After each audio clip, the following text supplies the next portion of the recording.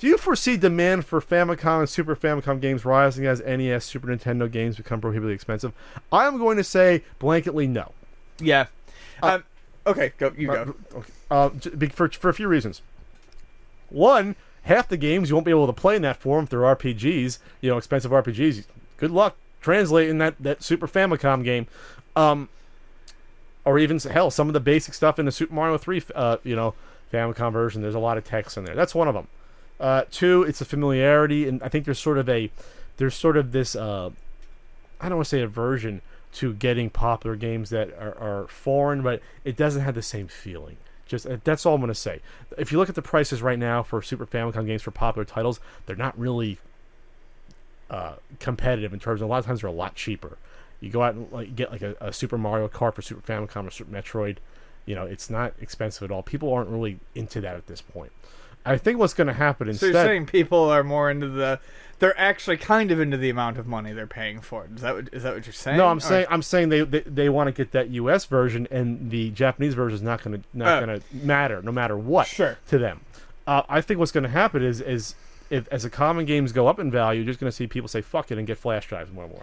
Okay, no, perfect. Because here's my take on it. For something like Famicom and Super Famicom, exactly.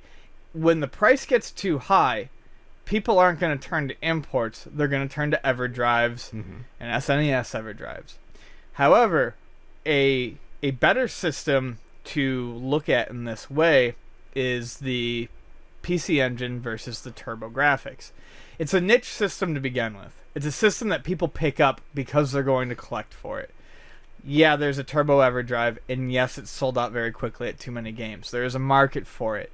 But we are starting to see increasing prices for games that were released in the US that have PC Engine releases because people have been going to them as cheaper, because people want physical copies. Whereas I feel like with the NES and the SNES, it's less collector... How do I even phrase this? It's not necessarily less collector-oriented, but they're not going to give a shit. They're just going to give up and give it into the EverDrive. The difference with the TurboGrafx is, I will say blanketly, that the vast majority of TurboGrafx collectors are playing their games versus an NES collector or Super Nintendo collector. Sure. Therefore, they're not going to care as much.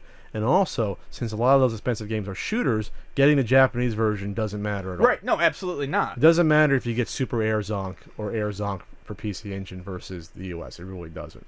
It's the same exact action going on. Right. It's not like it's not like there's like a lot of expensive. There are some, but it's not like you're going to go buy the Japanese or search out the Japanese version of a US RPG for TurboGrafx. Those aren't the games people are really into for this system for the most part. That's the nice thing about the Turbo is almost all the games are equally playable in US or Japanese form, with the exception of some notable RPGs like Ys. So when you meet a TurboGrafx quote-unquote collector, they're more of the hardcore player. You're not going to get into a system like TurboGrafx because there's not a lot of iconic characters. There's not a lot of games that were popular. Really, the TurboGrafx 16 had 3 popular games if you want to go that far. Splatterhouse, Bonk, and not even Blazing Lasers. I was going to say Blazing Lasers is an outlier. Not even. Bloody Wolf is an outlier. No, not Bloody Wolf. Splatterhouse, Bonk's Adventure, and the third one would be, I just had it top. I already forgot it. Yeah, I already forgot the freaking game. I would say the other two are outlier running contenders, but yes, there's not a lot that immediately comes to mind for people. So you can get Bonk, you can get Splatterhouse and be fine. I mean, Keith Courage, but I don't think not for quality reasons. That's not popular. Yeah. I like it. It's a fun game. That's not a popular. It's not said, we got to get the Turbo to play Keith Courage. No one said that ever in the history of ever. Oh, probably like a Devil's Crush or an Alien Crush. Even that, though, it's like... Not judging by Legendary Acts. I'm talking about games that were popular when the system was out. Go on. Anyways.